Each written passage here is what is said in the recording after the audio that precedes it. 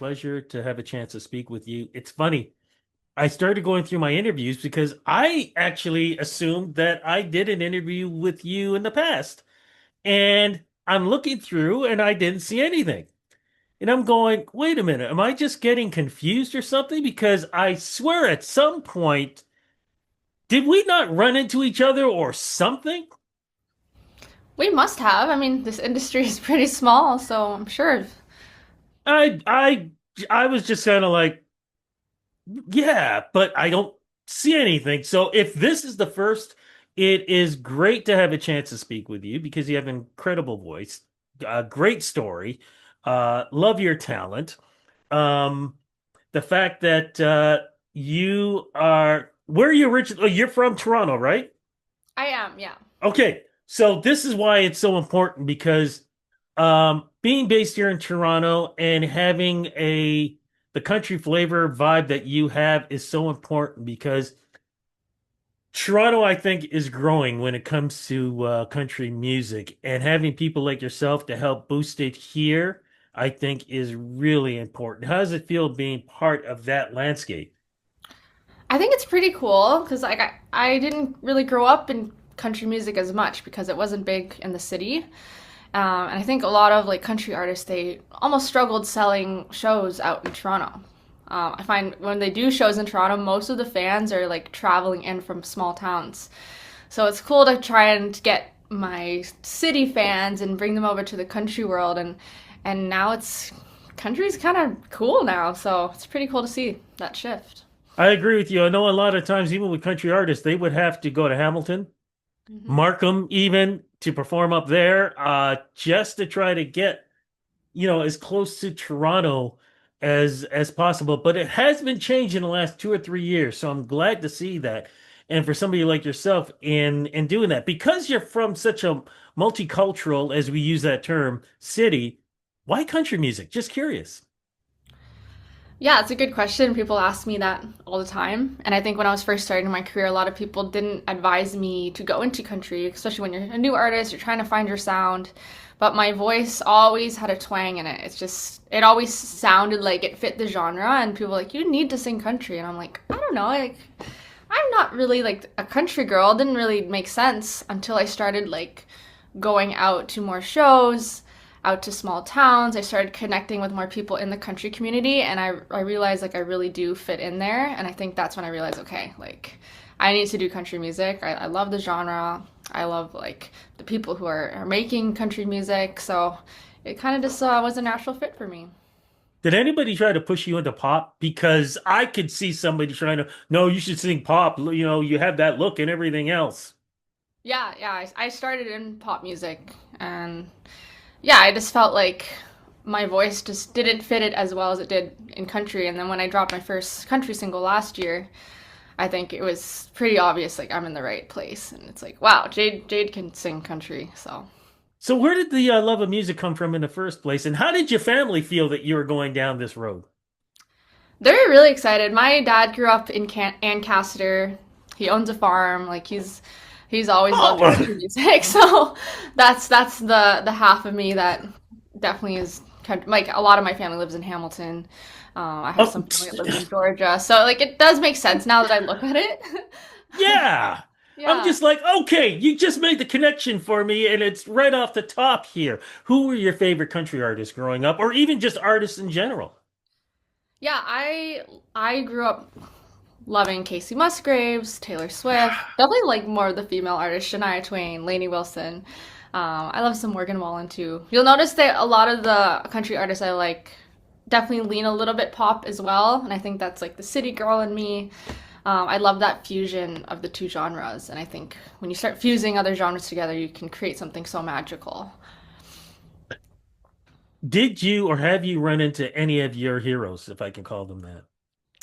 Yeah. Who'd So you run into? my first writing trip down in Nashville last year, no, or 2 years ago now. Casey Musgraves was at the dive bar, and that story inspired my first country music single.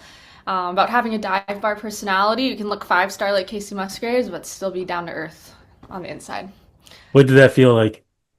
I was just in meeting her? again, I think I was like in the right place, right? It's like that was my first time really exploring like if country music was for me, like what kind of music do I want to release? And when she walked in, I was like, okay, I think I'm really big into like signs, and like I think that was one big sign. It's like, okay, like this is my first night here, and there she is. Like I'm such a big fan of her. Like a Golden Hour, like one of my favorite albums of all time. So that was pretty cool. You know, I always say this, the three big top three when it comes to traveling to do songwriting: New York City, LA, Nashville. Always put Nashville number one because people don't realize Nashville isn't just country. Hmm. Lots of genres go to Nashville for the songwriting. Why did you make that jump to do that in Nashville, and what was that like? Because that's a pretty big leap when you're knowing so many migrants are going there to do the exact same thing. I think for a long time I put it off because I didn't have the confidence in myself. I didn't believe I was good enough to be down there. And I think there was this thing that like hit me and was like, Jade, like you're never gonna make it if you don't start believing in yourself and acting like you belong there. So I think just I just booked the trip, made some connections with people that were already down there, and set up some rights. And I'm really glad I did it. Like it was just getting over the fear of not thinking you're good enough, and I realize I am. And yeah, Nashville's a magical place. Wrote some great songs down there. That's on my bucket list of one of these days head down there. You gotta So get down there. crossing fingers on that. What is it about the genre that you love so much? I know one of the things I've always said was if there are two great genres in storytelling, it's country music and hip hop when it's done, Mhm. just telling the stories. Is storytelling important for you and that good connection with country music? It's everything. And I think that's another thing that sold me on the country music thing. Because when I was doing more pop, indie pop was my first album. All the songs, like the songwriting, they were all stories. It was like country music, but the production just was a little bit more pop because it was produced in Toronto. Um, but I was like, wait, like I feel like the writing, I already write country music. Now it's just like getting the right production. So when I went down there, I met a lot of musicians down in Nashville and just got the sound of like country in Nashville and like kind of put it all together. And it was like, it just naturally fit. And yeah, I got a bunch of country records dropping this year. A lot of things that were going on in this last 2 or 3 years. I've been reading that a lot of critics are calling you basically the next big thing, which I think is incredible because country music to me is this exploding bubble because we have so much talent. Um, and one of the people that I'm so proud of lately is Sasha, and watching the way she has blossomed. And I've known her from way back. Um, do you want to see something like that happening with you? Because you seem to have the same type of work ethic as she has. And congratulations to her in having that Juno nomination this year too. Yeah, it's incredible and so inspiring. Um, yeah, I just think it's evident of all the work she's put in, and it's just like a different face in country music. I feel like when I was first growing up, I didn't see as many women of color. So it's so amazing to see her success, and for me, I can relate to that. I'm half Chinese artist, and I think when I first was coming out, a lot of people might not have expected like, is she gonna fit in country? Um, there's a lot of Asians that love country music. I don't think people realize that. Like I was saying, some of my family lives down in Georgia. Similar thing where they kind of immigrated from China, and they all have like southern accents and they love country music. And I don't know many big Asian country singers, so my goal, I would love to be one of the first and inspire other young Asian artists that you can make country music too. Like my voice just fits in the genre, so I'm not gonna change who I am because I don't look the part. So it's cool to see that shift. I was there last year for Boots and Hearts. I was in the media area because that's where I do Oh, all my interviews. You were at Boots and Hearts. What happened there? I was there. Yeah, I was a finalist in the Emerging Artist Showcase. Uh, just like I'm still, my mind is blown that they selected me for that. I think that's just like bucket list festivals, playing Boots and Hearts, and I got to do it after releasing my first single in country music, and that moment was surreal. And I think again another moment just sold it for me that like I want to sing on stages like this like for the rest of my life, or as long as people want to listen to me. So yeah, Boots and Hearts. Any word yet? Because I know Boots is putting out stuff right now. I mean, I'm still freaking out. Jonas Brothers are going to be there. The Chicks are returning. Like, this is going to be big next year. Any word yet that you could be returning? They've already selected their lineup for Boots and Hearts, so it won't be next Ah, year. Usually they change it up every year, but yeah. um, yeah, I might have some bigger festivals announcements coming soon, so stay tuned for that. Okay, we'll keep our ears open, but in the meantime, our ears can be open for new music, which is why we're talking here. I love to make this part official. What's the name of the new single and what's it about? The song that And just I came. know you mentioned it. Oh, I'm going to stop. Yep. I know you mentioned it a little earlier, but I'd like to re-roll and go back to it. Yes, Carolina Blue. And this is inspired by my sports journey. So we've talked a lot about Toronto, but I used to live in the United States. I had a tennis scholarship at the University of Illinois. And basically, for 4 years, they would fly me out, bus me out to all these other schools. And it was such an amazing experience getting to play tennis at that level. But one university that really stood out to me was the University of North Carolina. They wear this beautiful Carolina blue. And the campus is gorgeous. And I was inspired to write a song about that.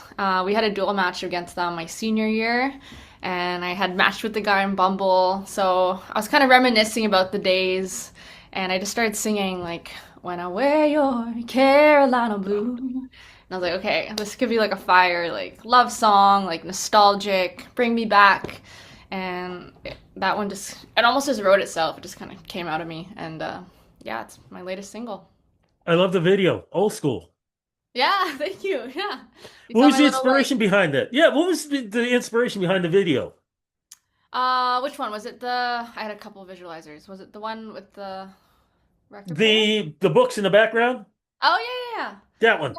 Well, I was doing a bunch of visualizers for all my upcoming music, and there was a really cool room, with all the baseball hats, and it just felt like nostalgia. So I was like, this is the perfect backdrop for Carolina Blue. So.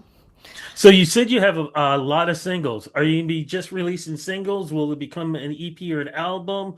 And where's it going to take us when it goes into the spring and summer for festivals then? Yeah, I have a lot of singles that will kind of lead up into an album, but I just want to Mhm.